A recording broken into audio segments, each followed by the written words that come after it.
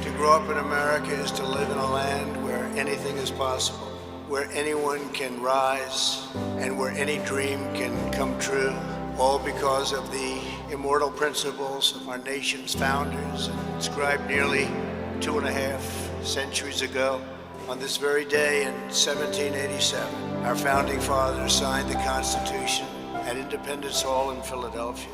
Yet as we gather this afternoon, a radical movement is attempting to demolish this treasured and precious inheritance. American parents are not going to accept indoctrination in our schools, cancel culture in our work, or the repression of traditional faith, culture, and values in the public square. Not anymore. We are here today to declare that we will never submit to tyranny. We will reclaim our history and our country for citizens of every race, color, religion, and creed. With the help of everyone here today, the legacy of 1776 will never be erased. Our heroes will never be forgotten. Our youth will be taught to love America with all of their heart and all of their soul. We will save this cherished inheritance for our children, for their children, and for every generation to come.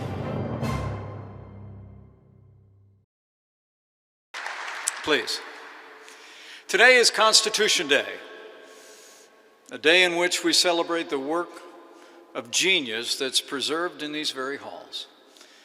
233 years ago today, our founders completed what for them was the work of a nation, but for humanity, a work for the ages, the Constitution of the United States of America.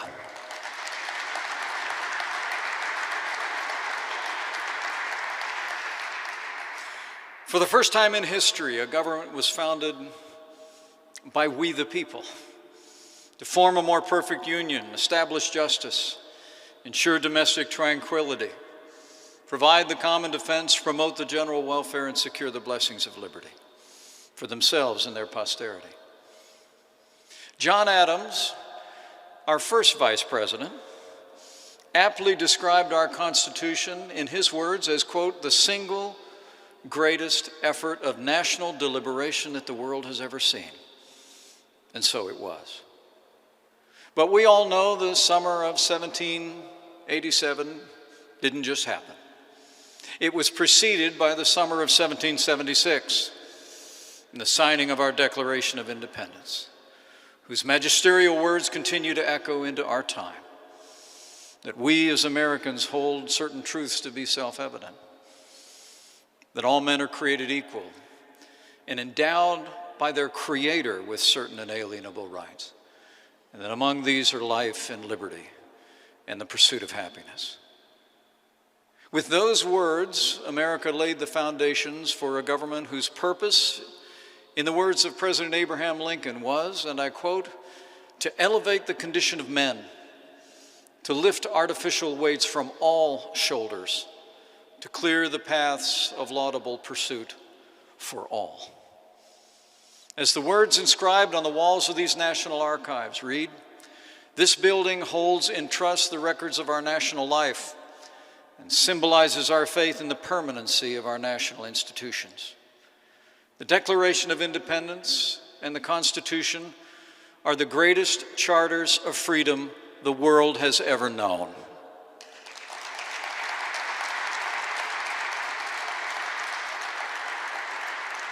The character of our people and the principles enshrined there are the reason for our nation's unparalleled success.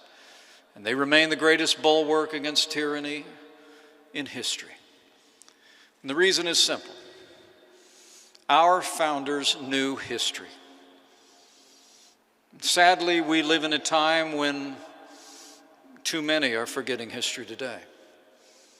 Thomas Jefferson warned that, quote, if a nation expects to be ignorant and free in a state of civilization, it expects what never was and never will be.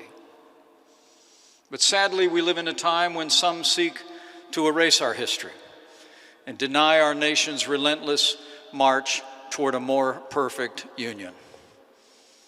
As President Trump has observed, in too many of our schools and universities, millions of young people are educated by those who seek to wipe out our history, defame our heroes, erase our values, and indoctrinate our children.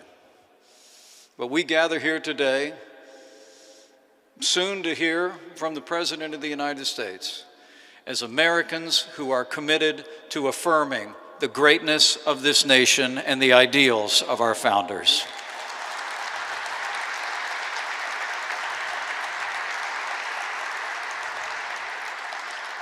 Our President understands what we all understand. If we don't teach the next generation the principles enshrined in these halls, we can't expect them to preserve them. No one can preserve what they do not love, and no one can love what they do not know. That's why on this Constitution Day, our President will reaffirm our commitment to the principles and liberties that this administration has championed from day one, and take measurable steps to ensure that future generations will continue to understand the historical and philosophical roots of our nation. What we do here today is a part of our ongoing commitment to ensure that the rising generation will be able to do their part, as we know they will, to preserve, protect, and defend the Constitution of the United States. And this we know they will do, because these principles are not just enshrined in these national archives, but they're enshrined in the hearts of the American people. And I know these great principles will prevail, because like our President, I have faith in the American people. And I have faith that he who guided our founders on this day 233 years ago guides us still. For as the father of our Constitution, James Madison, reflected on this day, and I quote, "It is impossible not to perceive in it a finger of that almighty hand which has been so frequently and signally extended to our relief at critical stages of the revolution." So it's Constitution Day in America. And with gratitude to all of those who have gone before, and gratitude to all of you who are gathered here, who love and cherish our heritage of freedom, with gratitude to God who has ever guided the destiny of this land, and gratitude to a president who has ever championed the freedoms and ideals enshrined in this place, it is now my high honor and distinct privilege to introduce to you the 45th President of the United States of America, President Donald Trump.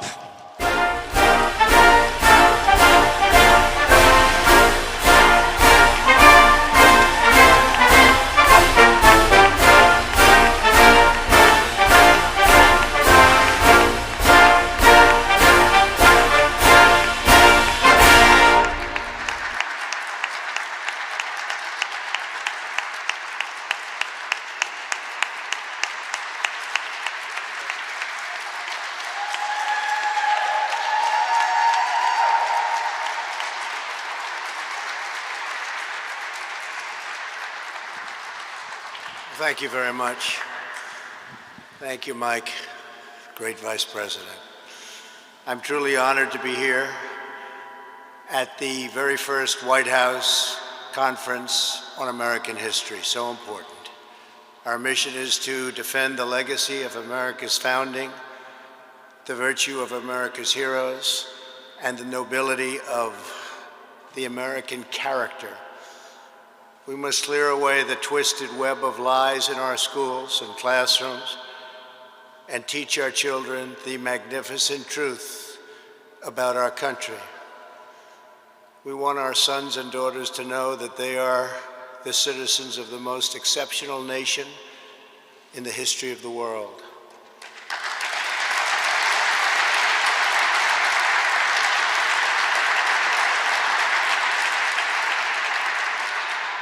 To grow up in America is to live in a land where anything is possible, where anyone can rise and where any dream can come true, all because of the immortal principles of our nation's founders, inscribed nearly 2.5 centuries ago. That's why we've come to the National Archives, the sacred home of our national memory. In this great chamber, we preserve our glorious inheritance, the Declaration of Independence, the Constitution, the Bill of Rights. On this very day in 1787, our founding fathers signed the Constitution at Independence Hall in Philadelphia. It was the fulfillment of 1,000 years of Western civilization. Our Constitution was the product of centuries of tradition, wisdom, and experience. No political document has done more to advance the human condition or propel the engine of progress. Yet as we gather this afternoon, a radical movement is attempting to demolish this treasured and precious inheritance. We can't let that happen.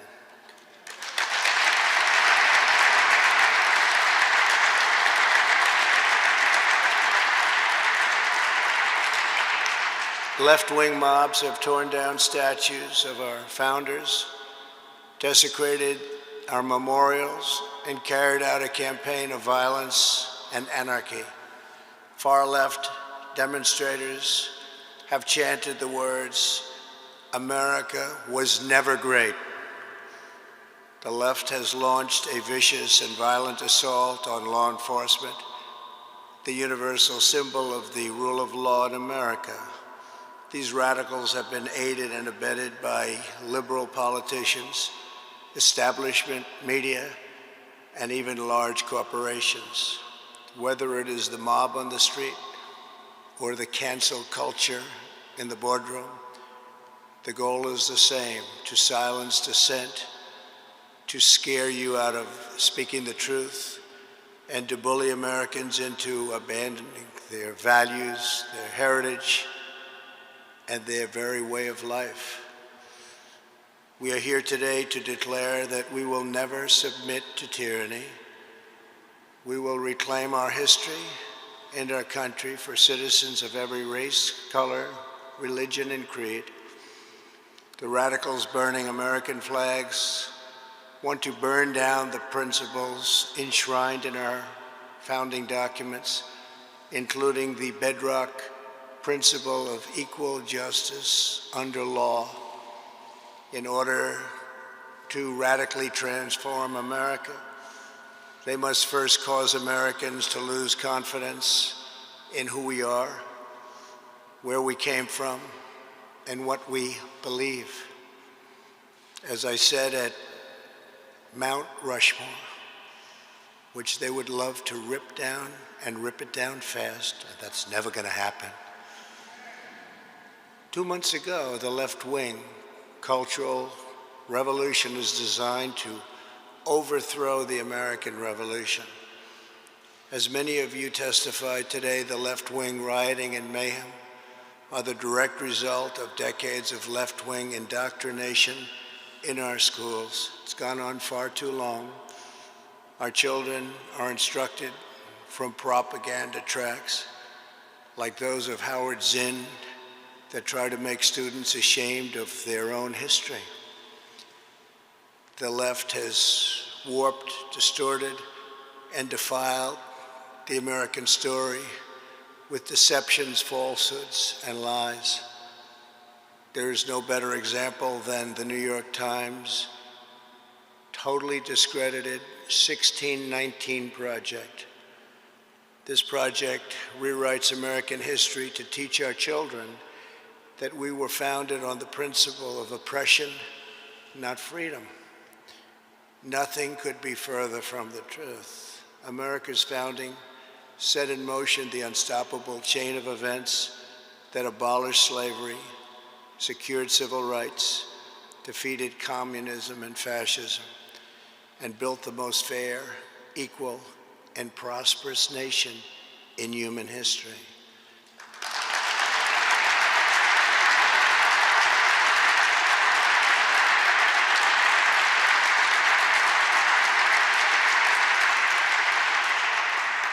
the narratives about America being pushed by the far left and being chanted in the streets bear a striking resemblance to the anti-American propaganda of our adversaries, because both groups want to see America weakened, derided, and totally diminished. Students in our universities are inundated with critical race theory. This is a Marxist doctrine, holding that America is a wicked and racist nation, that even young children are complicit in oppression, and that our entire society must be radically transformed. Critical race theory is being forced into our children's schools. It's being imposed into workplace trainings, and it's being deployed to rip apart friends, neighbors, and families. A perfect example of critical race theory was recently published by the Smithsonian Institution. This document alleged that concepts such as hard work, rational thinking, and the nuclear family and belief in God were not values that unite all Americans, but were instead aspects of whiteness. This is offensive and outrageous to Americans of every ethnicity, and it's especially harmful to children of minority backgrounds who should be uplifted, not disparaged. Teaching this horrible doctrine to our children is a form of child abuse in the truest sense of those words. For many years now, the radicals have mistaken Americans' silence for weakness, but they're wrong. There is no more powerful force than a parent's love for their children, and patriotic moms and dads are going to demand that their children are no longer fed hateful lies about this country. American parents are not going to accept indoctrination in our schools, cancel culture in our work, or the repression of traditional faith, culture, and values in the public square. Not anymore.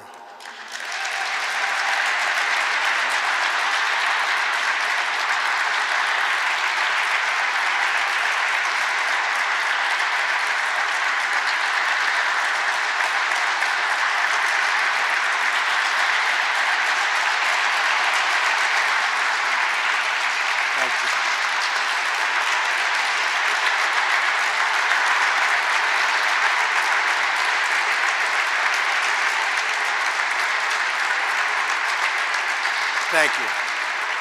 Thank you very much.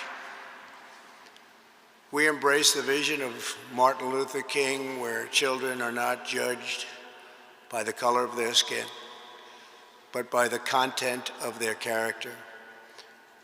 The left is attempting to destroy that beautiful vision and divide Americans by race in the service of political power.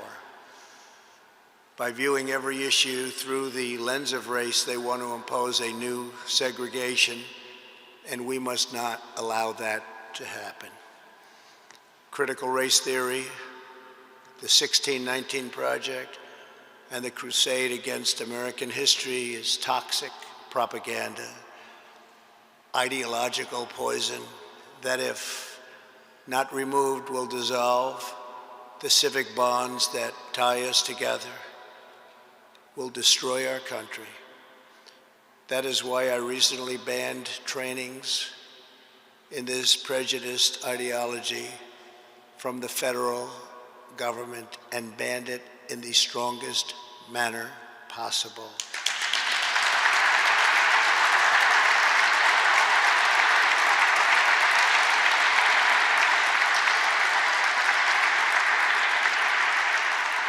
The only path to national unity is through our shared identity as Americans. That is why it is so urgent that we finally restore patriotic education to our schools. Under our leadership, the National Endowment for the Humanities has awarded a grant to support the development of a pro-American curriculum that celebrates the truth about our nation's great history.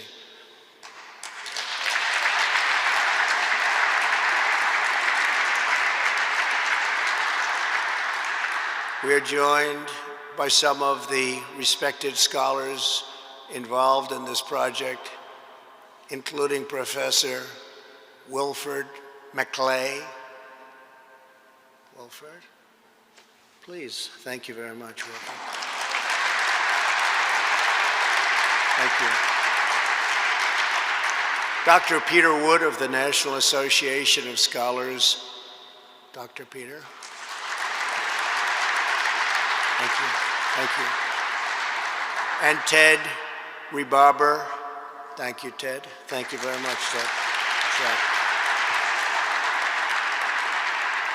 Today, I'm also pleased to announce that I will soon sign an executive order establishing a national commission to promote patriotic education.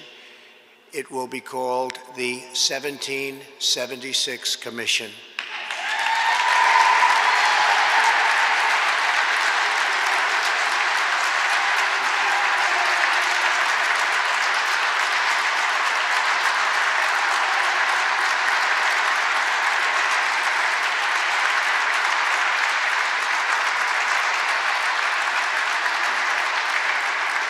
Thank you.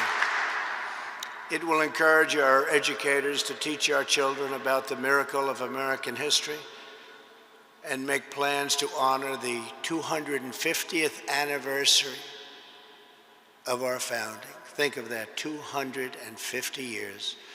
Recently, I also signed an executive order to establish the National Garden of American Heroes, a vast outdoor park that will feature the statues of the greatest Americans who have ever lived.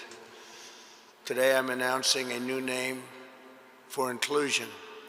One of the 56 signers of the Declaration of Independence was a patriot from Delaware. In July of 1776, the Continental Congress was deadlocked during the debate over independence. The delegation from Delaware was divided. Caesar Rodney was called upon to break the tie. Even though he was suffering from very advanced cancer, he was deathly ill. Rodney rode 80 miles through the night, through a severe thunderstorm, from Dover to Philadelphia to cast his vote for independence. For nearly a century, a statue of one of Delaware's most beloved citizens stood in Rodney Square, right in the heart of Wilmington. But this past June, Caesar Rodney's statue was ordered removed by the mayor and local politicians as part of a radical purge of America's founding generation. Today, because of an order I signed, if you demolish a statue without permission, you immediately get 10 years in prison.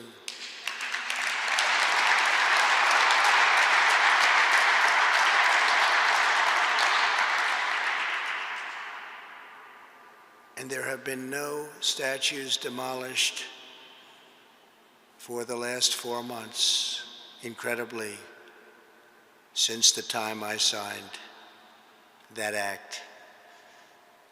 Joe Biden said nothing as to his home state's history and the fact that it was dismantled and dismembered and a founding father statue was removed. Today, America will give this founding father, this very brave man who was so horribly treated, the place of honor he deserves. I'm announcing that the statue of Caesar Rodney will be added to the National Garden of American Heroes.